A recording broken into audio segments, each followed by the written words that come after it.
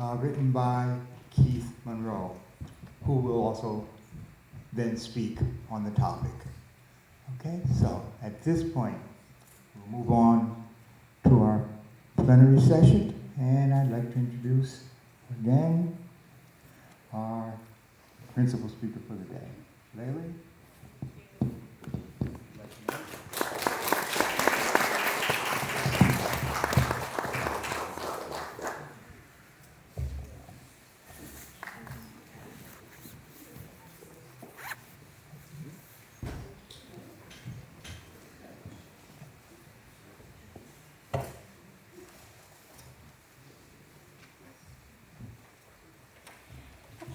Good morning, Alawa Pa. For those of you who were here yesterday, we had a completely positive, uplifting reflection on all of the beautiful processes of disintegration and calamity and all of those things that are supposed to happen in order to achieve world peace. It was actually grim and depressing, and we know that during this process envisaged by Baha'u'llah, which is required for us to achieve world peace, we have to go through horrible tests. We have to endure this process of the disintegration of the old world way of doing things, the ways of doing things that reflect previous eras, previous stages for humanity of infancy, childhood, and now this adolescence period that humanity is currently in. We're told that we can achieve world peace by two means. We have a choice that world peace is inevitable. It will happen, as it's been prophesied by all past religions. But the way we achieve it is up to us. We can either choose to achieve world peace through consultative will and decision making, or through unimaginable horrors. And it seems as though humanity has chosen a particular path, and we're currently on that path. I'd like to think that we could change course at any time. Maybe we can. But the path we're going down is one marked by a lot of difficulty, a lot of tests, a lot of trials. What's important to recognize in this process is that it is an evolutionary, organic growth process. Yesterday we talked about the process involving stages of maturity, stages of infancy, thousands of years ago that humanity was in, stages of childhood, maybe hundreds of years ago, many hundreds of years ago, humanity was in where we had this dependency on authority figures, that kind of thing. And that humanity is currently in a stage of adolescence. And yesterday we reflected on some of those qualities of adolescence: invincibility, the kind of establishment of identity, not being told what to do, being very hormonal and emotional and all kinds of things. And this is what humanity is going through right now. There's another evolutionary context that I wanted to discuss this morning. The other evolutionary context has to do with the nature of Baha'u'llah and who he is in the progress of religion for humanity. I know some with us are Baha'is, some are not Baha'is. And the Baha'i faith and all that it is, all of the laws, all the principles, all the guidance, all of the writings reflect a recognition that humanity is an ever-advancing civilization. We are not stagnant, just like anything organic, a human, a plant, an animal. We go through these different stages of evolution, and so understandably, necessarily, we need guidance. We need different kinds of guidance as we evolve and grow. I want to invite the friends who are coming this way to walk right in front of me. It's completely fine. And to sit over here. Or maybe the friends who are clustered can scoot over a little. There are chairs over here. So this idea that humanity progresses is reflected in the way we as Baha'is look at religion. So Baha'is look at religion as one. We believe that God speaks to all of humanity and has spoken to all of humanity through different teachers, different prophets, different messengers of God, who've come at different times to different cultures and different places. And when they come, they are relevant. They're relevant to the student. They're relevant to society at that time. And so it is only our limitation that has dictated what we learn at different times. It's not a reflection on the inherent knowledge or the inherent inferiority or superiority of different faiths. It simply reflects the relevance of what we needed as students, not unlike a child in school. And they don't contradict each other, they just build on each other, but they may be incomprehensible for a kindergartner, for example, to jump into a trigonometry class as they're older. Maybe incomprehensible, but they are not incongruent. And so humanity, I think, has been confused by the confusion and exposure to different religions and the apparent differences between them to see division and see disunity and then cause for war and oppression and persecution and all kinds of tragic things that have happened in the name of religion that were a reflection of our own inadequacy as opposed to any reflection of the religion itself. So just, an example, sticking with math for a little bit.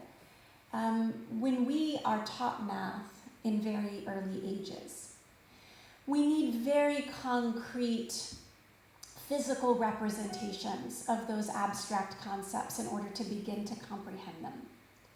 My 7th grader uses, my 7-year-old, my 7th grader is here with me, uses an abacus in order to move pieces around, to see concretely that 5 plus 5 is going to equal 10, and then if you take 5 away, you get 5. He needs that in order to understand, and that's the stage of evolution. He also needs stories, lots of stories, fantastical stories, in order to help him understand abstract concepts, because it's through parables that he understands meaning and intention and values and lessons and things like this. This is both the physical, very physical representation, and the parables as a mode of learning is a reflection of a stage of childhood. And when you look at religions in the past, they reflect these modalities. It's very interesting. There's a program called Ocean. Maybe some of you are familiar. It is, you can download it on your computer. It's also an app. It's a brilliant device for people like me who want to Google quickly and find, quickly references to different things. It has all of the Bahai writings, but it also has all the religious texts. If you search the word parable, it comes up hundreds and hundreds of times in the Bible and in other religions. If you search the word parable in the Bahai writings, it only comes up less than a handful of times. And it comes up to describe why we don't have parables anymore. And so in the Baha'i faith believes that these religions have come to help humanity evolve. And so Baha'u'llah is the prophet founder for this day. He began the Baha'i faith in the mid-1800s, and Baha'is believe him to be the manifestation of God, the divine teacher to humanity for today. No better, no worse than past prophets, but relevant, particularly relevant to today's world. And for example, Baha'u'llah, or actually Abdu'l-Baha in particular, describes how we are no longer being taught in parables. We are now in the stage of adolescence, remember. We're out of adulthood. We are now being taught through lessons in nature and science. And so it's very interesting. It's a different way of learning. And so the Baha'i faith is filled with analogies to, for example, the purification of our soul is very similar to the purification of gold that has to go through fire. It has to do with science and elements and nature, and these things being reflections for us in stories. So it's an interesting evolution. Similarly, with math, we no longer need to see physical coming together and taking away. Now we have these very complicated, abstract spiritual concepts that build on the basics. Let's say with math, addition and subtraction, but now we're in this like trigonometry era where there are very complicated notions. And so where Christ talked about love thy neighbor, a building block for almost every other spiritual concept that has come after, a very fundamental notion of loving each other. Baha'u'llah builds on that to a notion of world peace that is very complex, that has machinery behind it, that has concepts, spiritual concepts of love and justice and forgiveness that at first blush can even seem contradictory to one another, but you have to dig very deep in order to understand, because it is like trigonometry. It's very complicated, these spiritual concepts. And so this is the part of the evolutionary process of humanity, the spiritual evolution, and the one which Baha'u'llah is aiding humanity in by providing guidance that is relevant to today's issues, that do not contradict spiritual principles of the past. You can see all religion in Baha'i principles and laws, but they're very specific in their application. And so as Baha'is, when we watch the disintegration of the old world order, these structures, we experience pain. As we watch people suffer, we experience frustration. As we watch systems that we believe in, that we've trusted, that we thought were pretty good and working pretty well, and the reflection of pretty good evolution no longer sufficient for humanity, it can be very, very daunting, and it can be very, very depressing. It is even more depressing to learn in the Baha'i writings that there's nothing we can do about them. Mostly. There's a little bit we can do about it, and it's important what we can do, but I want to focus on the distinction. Because I think when we understand what we can't control, it's like a exhale. There's some freedom in that. We can disassociate the weight of owning what we can't control and the responsibility that we don't have to take on as ours. Shoghi Effendi says, though powerless to avert the impending contest, the followers of Baha'u'llah can, by saying followers of Baha'u'llah, he's referring to Baha'is. So though powerless to avert the impending contest, the followers of Baha'u'llah can, by the spirit they evince and the efforts they exert, help to circumscribe its range, shorten its duration, allay its hardships, proclaim its salutary consequences, and demonstrate its necessary and vital role in shaping human destiny. Theirs is the duty to hold aloft and undimmed the torch of divine guidance as the shades of night descend upon and ultimately envelop the entire human race. So I'm going to reread that because one of the wonderful ways in which Shoghi Effendi writes is he has packed through commas lots and lots of weighty concepts all in one sentence, and so it's kind of worth digesting them separately. Though powerless to avert the impending contest, and by the way, this paragraph follows the other paragraph that talks about the confusion and the breakdown of human institutions, the ensuing epoch during which the shattered basis of a dismembered society will be recast, its forces reshaped, redirected, and unified. It describes this disintegration process. Though powerless to avert the impending contest, the followers of Baha'u'llah can, by the spirit they evince and the efforts they exert, help to circumscribe the range. What does circumscribe mean? To limit, right? We actually have the power to limit the range of the devastation, to shorten its duration. Different concept. So one is kind of circumscribe the range. I don't know if that's geography, I don't know, what that means, but circumscribe the range. We can also shorten the duration. Allay its hardships. That's a huge responsibility. It is within our power to alleviate suffering. It's within our power to allay hardships. Proclaim the salutary consequences. I suspect some of us have found ourselves recently in conversations about some of the more depressing elements of society today. I mentioned yesterday in the United States, we're witnessing the rapid disintegration of our justice system in ways that are horrifying to people. At the Tahrir Justice Center, we have over 115 full-time staff. Most are lawyers. Most are not Baha'is. And they are, it is an understatement to say they are traumatized and they are depressed. To see the erosion of our laws, of our courts, and of our institutions that's happening right now in the United States. We have staff who are currently in therapy, who are experiencing secondary post-traumatic stress disorder. We have a lot of staff who come into my office crying and say, I can't do this anymore.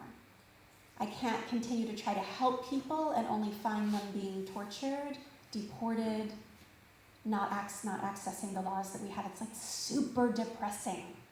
It's very hard. But apparently we're supposed to proclaim the salutary consequences of this disintegration process. And people may think we're kind of not altogether there by talking about the salutary elements of the disintegration process. But it's still very important that we recognize that. And I spoke yesterday about these, at least in the United States, some very valuable opportunities, I think, to look at the foundational flaws of our system in a way we have been sugarcoating and not looking at for a long time. And then demonstrate its necessary and vital role in shaping human destiny. We need to be pointing out that this is a necessary part of the process. The disintegration and the calamities are what's going to require people to change their hearts, to spiritually awaken, and to allow this new world order to be built. Shoghi Effendi then goes on to say, and this again relates to the responsibility of Baha'is during the disintegration process, because remember, we can't control the larger plan of God that requires this evolution. So we can let go of that. When the wrong president or prime minister, we believe, is elected, when big laws are passed, we don't control that. We should release our anger and frustration for that. But what we can control is the spiritual evolution of humanity through engagement. Well, I'll read the paragraph, what it says we can do. The sublimity and serenity of their faith. Serenity, I found an interesting word. It's hard to be serene right now. By the sublimity and serenity of their faith, by the steadiness and clarity of their vision, the incorruptibility of their character, the rigor of their discipline, the sanctity of their morals, and the unique example of their community life, they can and indeed must, in a world polluted with its incurable corruptions, paralyzed by its haunting fears, torn by its devastating hatreds, and languishing under the weight of its appalling miseries, demonstrate the validity of their claim to be regarded as the sole repository of that grace, upon whose operation must depend the complete deliverance, the fundamental reorganization, and the supreme felicity of all mankind. Again, there's a lot in here.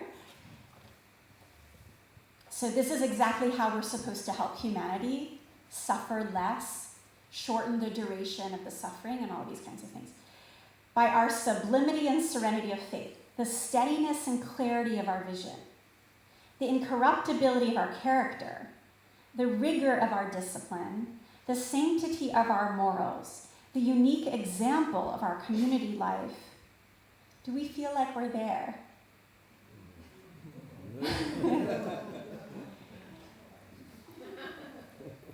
Yes. Yes. It's in Messages from Shoghi Effendi, page 28. Also, I think, again, if you use this program, and even the World Center has a searchable, if you kind of capture any of the phrases I've read and just search them, it will pop up even more easily than looking at the page. Yeah. So we have a long way to go, but this is our duty. If we want to help humanity, if we want to help alleviate the suffering of humanity, these are the qualities that we have to achieve both personally and in our communities so that we can help a world paralyzed by its haunting fears, torn by its devastating hatreds, and languishing under the weight of its appalling miseries. To demonstrate the validity of our claim that we are the sole repository of the grace upon whose operation must depend the complete deliverance and fundamental reorganization and the supreme felicity of all mankind.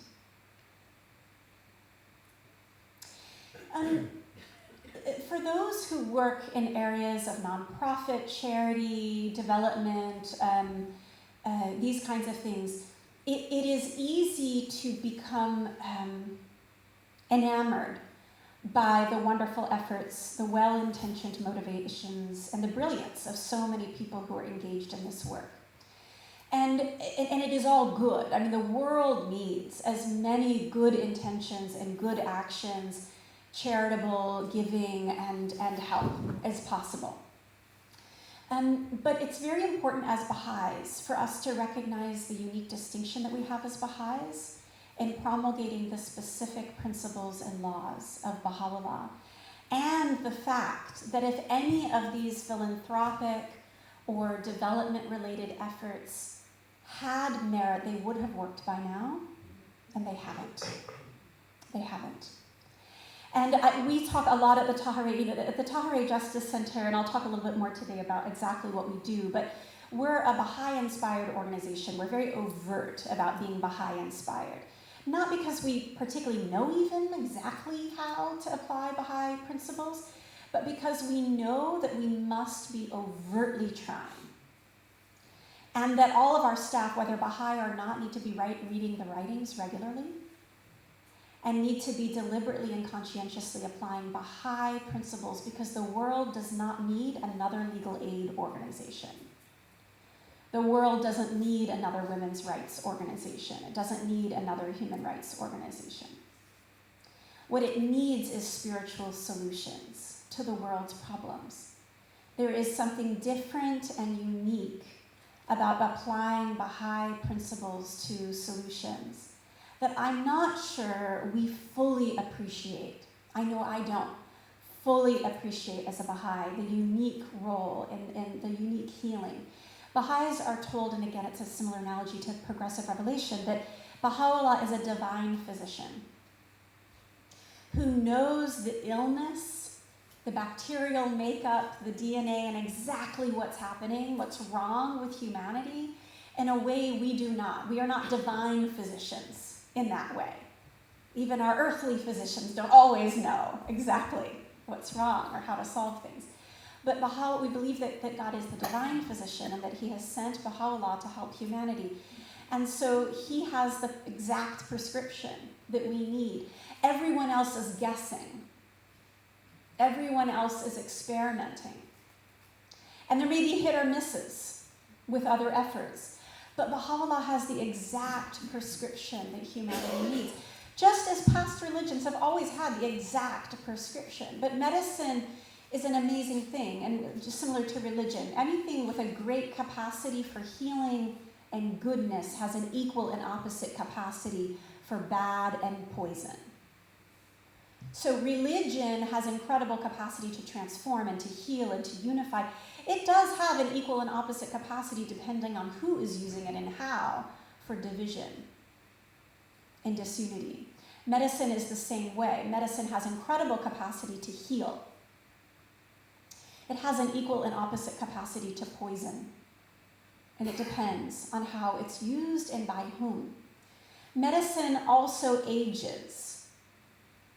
I'm not a doctor, but I'm told that there are some medicines that is exactly what you need for a particular malady, a particular version or strain of the flu in any given year, let's say.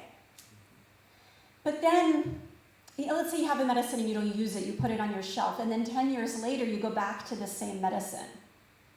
The strain has changed. The flu and the way it's constructed is different than it was 10 years ago. It no longer works, it's just impotent. Maybe you wait another 50 years, you have the exact same medicine. It worked 50 years ago. It was perfect 50 years ago.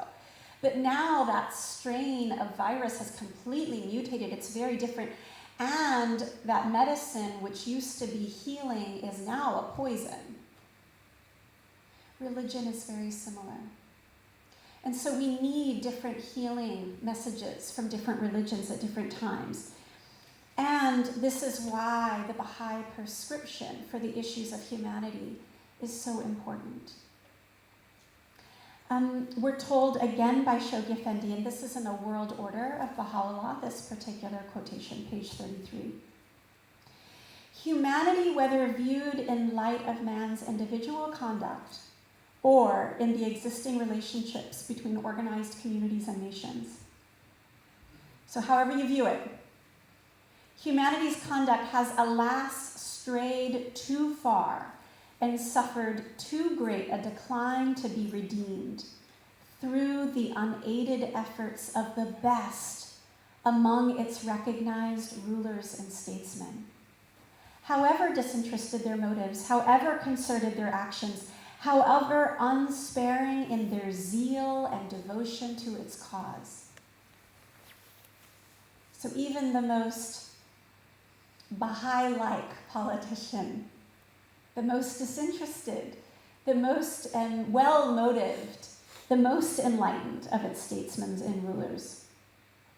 No scheme which the calculations of the highest statesmanship may yet devise, no doctrine which the most distinguished exponents of economic theory may hope to advance, no principle which the most ardent moralist may strive to inculcate, can provide in the last resort adequate foundations upon which the future of a distracted world can be built. We're told it's only the spiritual solutions in the Baha'i writings that will truly heal humanity. And so I dare say, as Baha'is, and I don't know, if this is happening in Northern Ireland so much, it's definitely happening in the United States. People are so outraged, and including Baha'is, they are looking everywhere for expression of possible solutions and expression of their outrage. And so people are not only going to the writings, they're going to memes on Facebook and on Instagram, and they're reading self-help books and all kinds of things. And it may be that some of those sources have reflections of things that are positive for humanity. But far too often, they're actually a part of the poison. And I think we have to be very careful, very careful. I know I've kind of made a personal rule to not post any sayings or quotations that are not Baha'i, because I found that some of them, even though they make you feel like, they just said what I wanted to say or what I was really feeling or whatever, and they sometimes are contributing to the poison. I don't know, does anyone know who Brene Brown is? Yes. Some people, okay, she's very popular, but she is like a self-help person, and you can watch her TED Talks and read her books and go, there's a lot of, it feels right, and a lot of it's very Baha'i actually, and So I know her, and she's a supporter of the Tahrir Justice Center, and she is spoken at our galas, these kinds of things. But I've had an argument with her.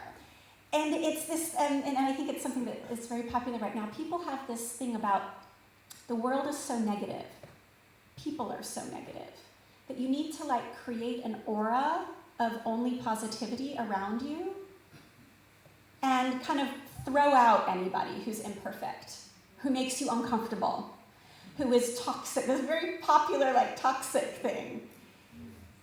And that's not the Baha'i faith. If anyone doesn't know that that is not what the Baha'i faith is about. We are about embracing people who are imperfect, being comfortable being in the uncomfortable, embracing tests as gifts, in being around people who disagree with us because we need to be challenged. We need to be purified like the gold in fire, so we have to walk through fire as Baha'is. And that is counterintuitive to like what feels comfortable, right? Way more comfortable to just walk through the valley with the fairies and the flowers. Way more comfortable.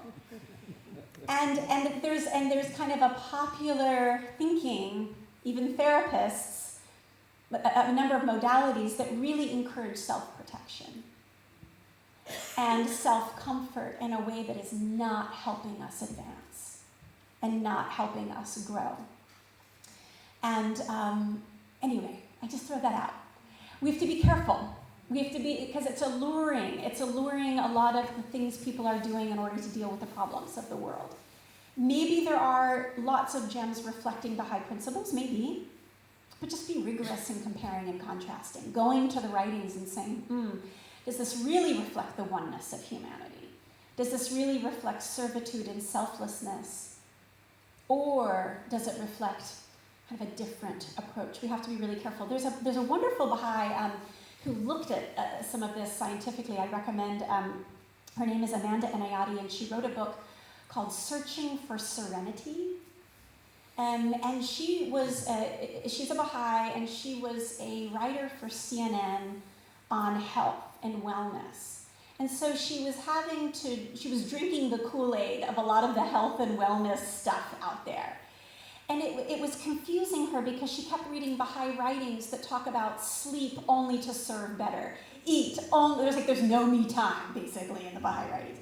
You know, it's all like selflessness to the point of, you know, death, pretty much, you know, and martyrdom and service, and she's like, you know, and then all these writings about tests and how we should pray for them. There's a whole section in the prayer book. How many people voluntarily open the section to pray for tests? There are two sections. One is assistance with tests. The other one is just tests. And like, how many people have the courage to open that section? Pray, like, bring it. Bring tests on. We're supposed to. There are quotations that say if those who are loved by God are most tested. Those who are not tested. And it's counterintuitive because so often we say to ourselves, I do, just personally, a test will happen, and my first instinct is, really? Or what did I do wrong? Or what did I do to deserve? And it takes a lot of prayer to get me into a place of thank you and appreciation. Yes? The steep of the valley of love is pain. Right. If we love God, if we love a person, if we love our children, if we love the Baha'i community, anything, right? The process of travel in that valley is pain. So we have this thing. Anyway, my friend was like, I don't understand. I'm reading these Baha'i writings and they contradict like everything that's out there in the world right now. She wrote this book, Searching for Serenity, and it basically tracks the marketing of self-help. And it is kind of interesting. It's something we should be alert to because in the United States, in any case, the narrative, the cultural narrative was what doesn't kill you makes you stronger. There was pride in suffering. There was pride and hardship. You saw this in the media. You saw this, it was like this pride. But then in the 1950s, the tobacco industry turned to advertising in New York City, the Mad Men, this like series, and said, you gotta help us market cigarettes. That was right around the time when dishwashers and ovens and different things were helping make life easier. But they wanted to turn that on its head rather than recognizing it was making life easier for people, and they began an ad campaign that said, modern life is stressful. Modernity is difficult. Everything that is new and different will stress you out and you need a cigarette to help you. It was a whole marketing campaign that changed the cultural narrative. And so anyway, this book is very interesting, but it helps us understand kind of the sea of selfishness that we're swimming in right now, even as we seek relief from the pain of the disintegration of societies. So we have to look at Bahai principles, spiritual solutions to both helping ourselves and helping humanity. And we have to be alert. It's not that everything out there is bad that's Bahai. Non-Bahai. Much of it is actually very good. We just have to be alert and track whether in fact it's relating to Bahai principles and maybe not get swept up so easily in it. It's as if when Baha'u'llah came and revealed this new era, this new time, that there was a perfume that was sprayed on humanity.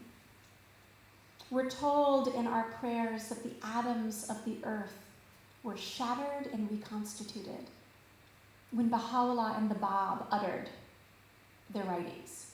There was something organic that happened. And when you look at the world, you can see this happening. In fact, I'd love if you could show a slide for me that, sorry. Thanks so much.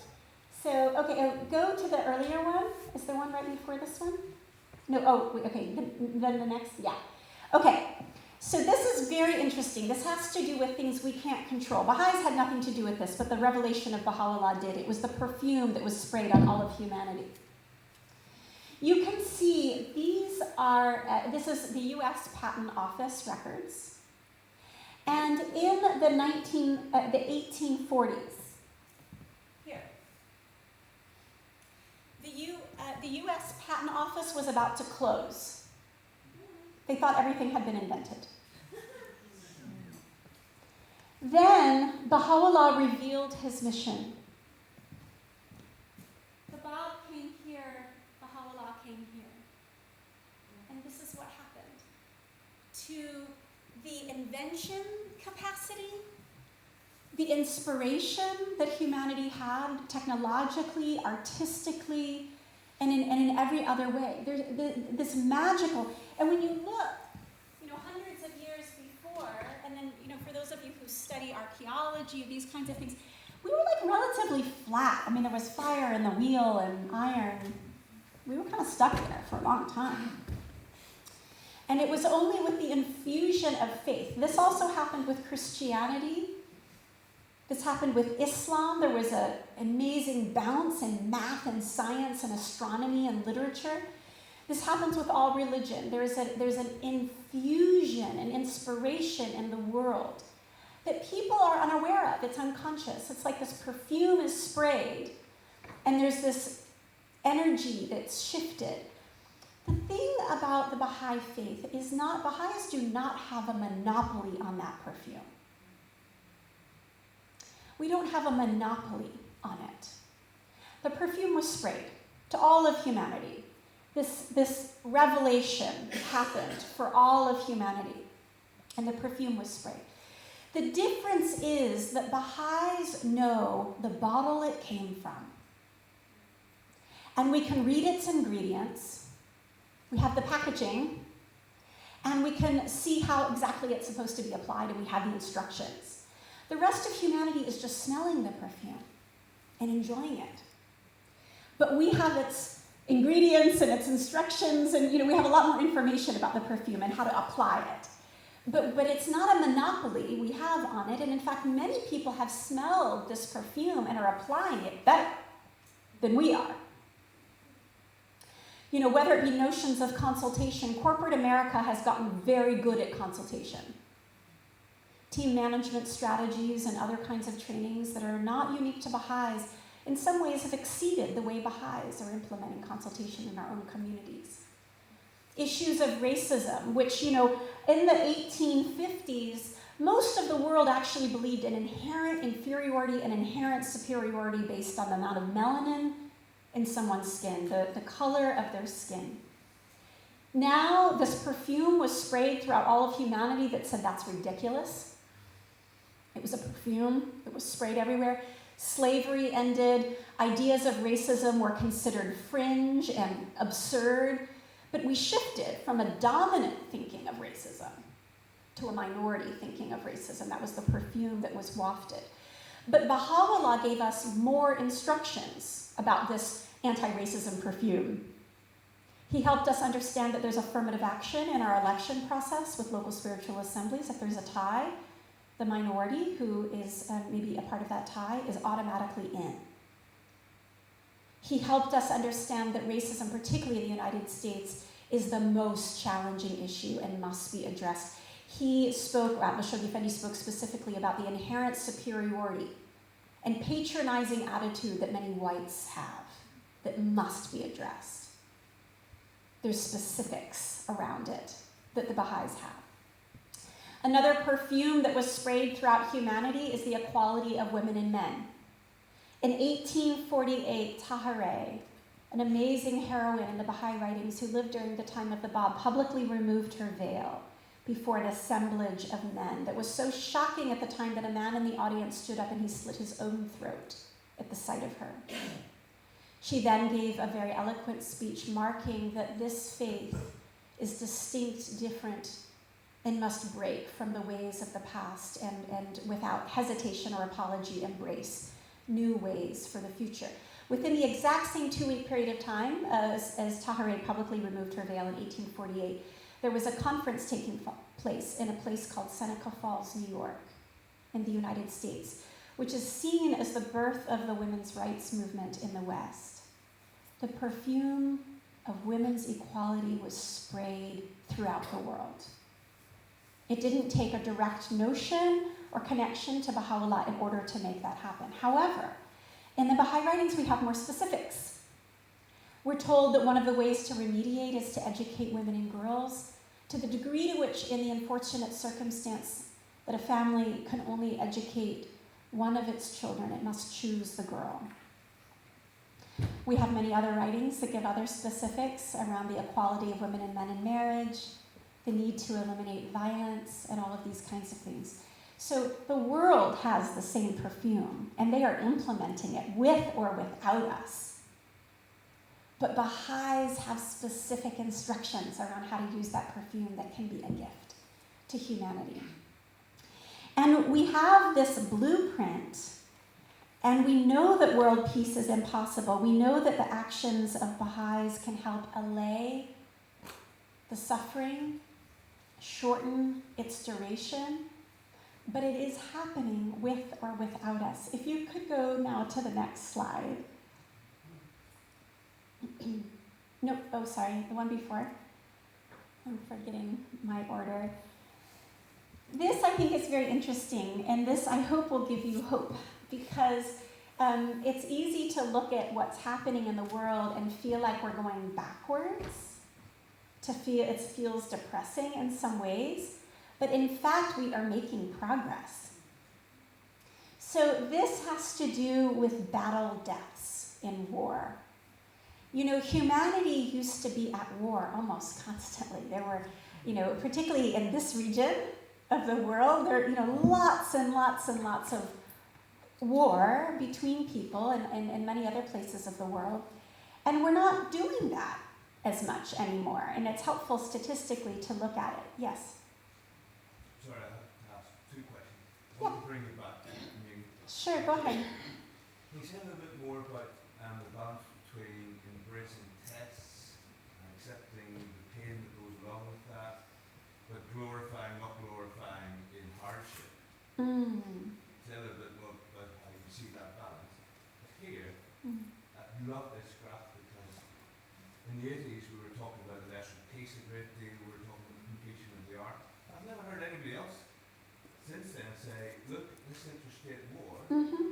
actually has ended It's pretty well ceased. pretty much. And these are not Bahai graphics, by the way. Yeah, these are academic graphics looking objectively at the data. And you can see we have objectively made progress. Yes. So in terms of tests and not glorifying them, I don't know. Thank you.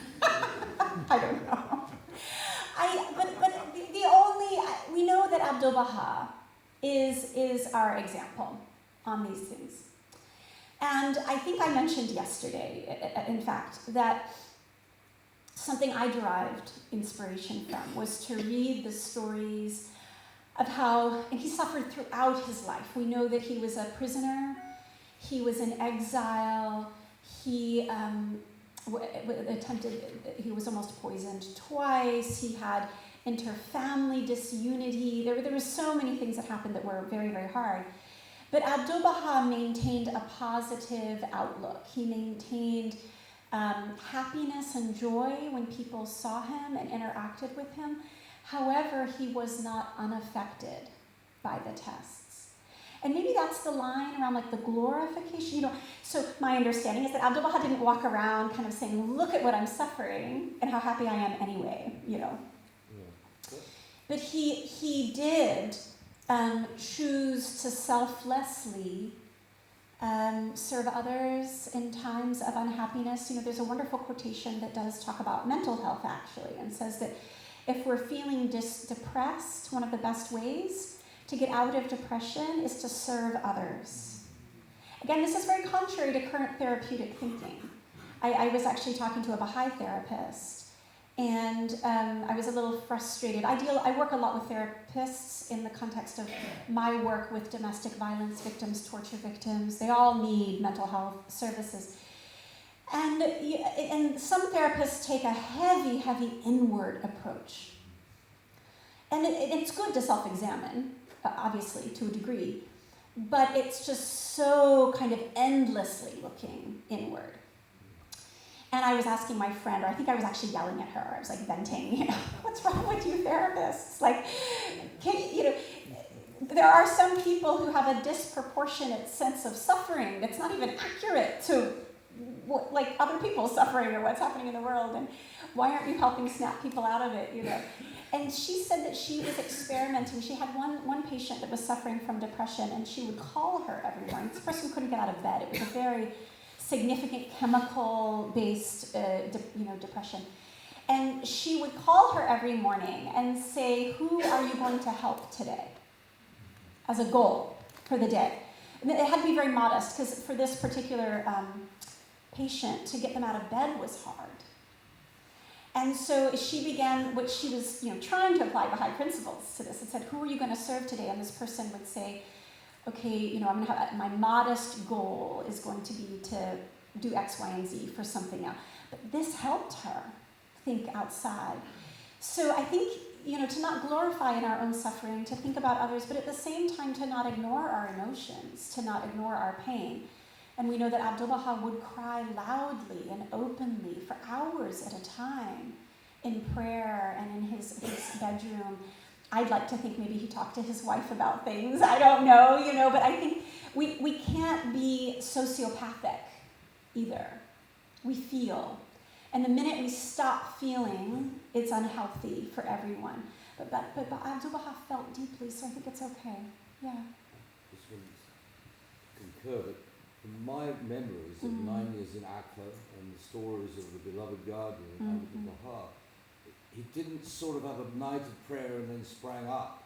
Certain things he was struck down, and the friends around were devastated and they didn't see him. And it invariably it's either Yunus Africtor or another one who would play a joke on Abdul Baha, would finally bring him out. And the same with the guardian. He would just go to his bed, put his sheet over, couldn't bear. I'm not saying our sufferings are like them, but there is a danger of, I'm sorry, it's a sort of a standard keen from English to look at Americans, forgive us the saying, so, you know, have a nice day, sort of thing, and regretting, you know, not understanding that pain Yeah. is so deep that even, you know, the prophets of God, it went on, and then, you know, and praying, but it's not that he would pray and then his missus would say, you know, let's get on with it. I think it's deeper than that. Excuse me for saying it, but I mean, it would take time sometimes. Exactly, and that gives us permission. It gives us permission to feel, and it gives us permission to retreat. Yeah. You know, we know that when Shoghi Effendi first received his designation, he disappeared for a really long period, like in a scary way for people. And he needed to be in the mountains and hiking. For 14 hours a day. 14 hours a day. So, you know, I think maybe this question of how do we handle these tests, I think these are great examples to look, you know, if we need retreat, if we need solitude, if we need a good cry, you know, whatever it may be, there are examples provided for us. It's all okay. It's okay. And it is very, very important in order to embrace that and understand that. And, you know, being tested, for some, maybe it's easy, but for most of us mere mortals, it really is a part of the pain of life and is all that we're suffering. So we have 4 more minutes, so I want to just pause and invite any other questions or comments, and then I'll preview what we're going to cover tomorrow. But any other thoughts, questions? Yes? Just a quick one right from the beginning. You used in that quotation the word be sublime.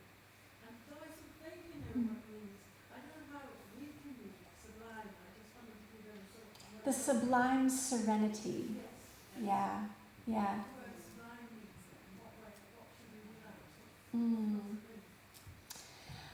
Again, I don't know completely, but I think I've seen bits of it. So, for example, at the Tahirih Justice Center, we find ourselves in coalition with other organizations.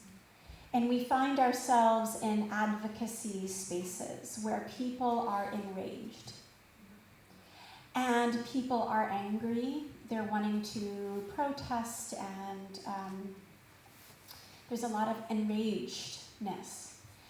And we train our staff on how to facilitate calm, inclusive consultation, even in those moments. How to recognize the potential for growth and evolution, even as things appear to be getting worse. How to recognize commonality between political parties, even as they become more and more polarized. And we've been told that we are distinguished in the room by our serenity. Because there is an anger and a restlessness that others are reflecting that we're told Tahirih staff don't. And that might be, you know, one model. I think, you know, I talk to my children often about the kind of intensity of their friends around image and material, recognition, inclusion, some of the things that upset their friends. They get very upset if they're left out, or if, you know, pictures posted of them that they don't like, something like this.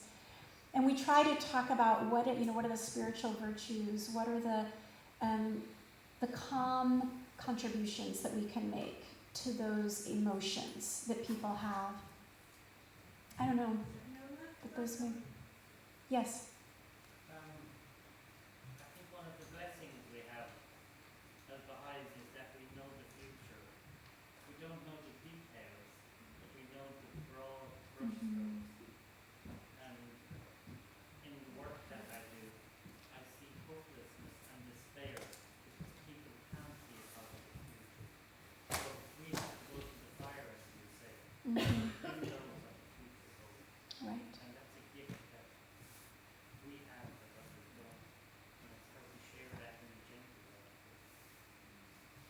I think that's true, and I hope that one of the big takeaways from today's presentation is the inevitability of so much that we can't control, but the gifts that we do have that need to be offered to humanity in order to alleviate its suffering and prevent humanity from spinning its wheels. This is not a contradictory statement.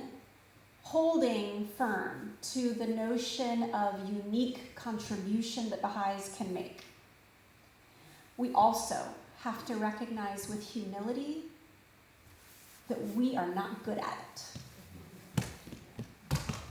So we have the means, and we have the capacity, and we have the blueprint, and we have the guidance, and we have the inspiration, and the contents in the instruction box for the perfume. But too few of us turn to those instructions, actively are in the field experimenting and applying those solutions, to the degree to which when we enter the spaces, for example, in the United States right now, there is a lot of wonderful work happening on eliminating racism. Really great work. By non-Baha'i, there's a lot of wonderful kind of non-Baha'i work happening on eliminating racism. And I have been so pained to the point of physical, I can't even control my body and my reaction, to seeing Baha'is enter those spaces and sound way behind the times. Sound irrelevant to what people are saying and sound less advanced in the application and understanding of the need of white people to address their sense of superiority and patronizing attitude, or the fact that people from African descent are the pupil of the eye of humanity, and there is a special spirit and soul that's reflected in the Baha'i writings. As Baha'is, we sometimes even lack the deep understanding that I actually think a lot of non-Baha'is are onto in ways that we are not. So I only say that as a moderating thing, because on one hand, it's a source of energy that is accurate. It's a source of inspiration and strength and confidence that is accurate to talk about our resources in the Baha'i writings. But it would be almost an injustice to not also recognize our own inadequacies in applying it, and the need for great humility when we enter spaces in applying those principles. Because we may not be applying Baha'i principles in the ways that we really should. But this is the journey that we're on. It's okay, we'll mess up. But we'll enter the arena of imperfection like we should be embracing tests, right? The idea of making a mistake is never a reason to not step forward. The idea that we may not get it right is not a good reason to not enter the arena of service. So it's all going to be okay. We just have to know that as soon as we do that, we may be hit pretty hard, pretty fast with our own inadequacies. And that will be okay too, because then we'll learn and we'll grow and we'll evolve. I think we have one more comment and then we'll stop. I saw a hand. I just want to say on behalf of all of us, but myself, I'm humbled by where you are. Excuse me for saying that. I know we're not supposed to praise each other, but I'm just humbled and flattered. And can you tell us how you got where you are? Tests. Yeah, that's so with a promise for a better answer, tomorrow I will describe the creation of the Tahiri Justice Center, which is a personal journey, but was a journey, all about tests, basically. And then our work, exactly what we do, within the context of what we'll talk about tomorrow, which is the equality of women and men and justice. So these topics, the equality of women and men is a prerequisite for world peace, and justice is a prerequisite for world peace. We will not have unity without justice. And justice does not feel like unity most of the time. It's only at the end that it gets to unity. Yeah. So we'll have an honest conversation about that. Yeah. So I will maybe give more insights for whatever they're worth tomorrow. Thank you so much. Have a great day.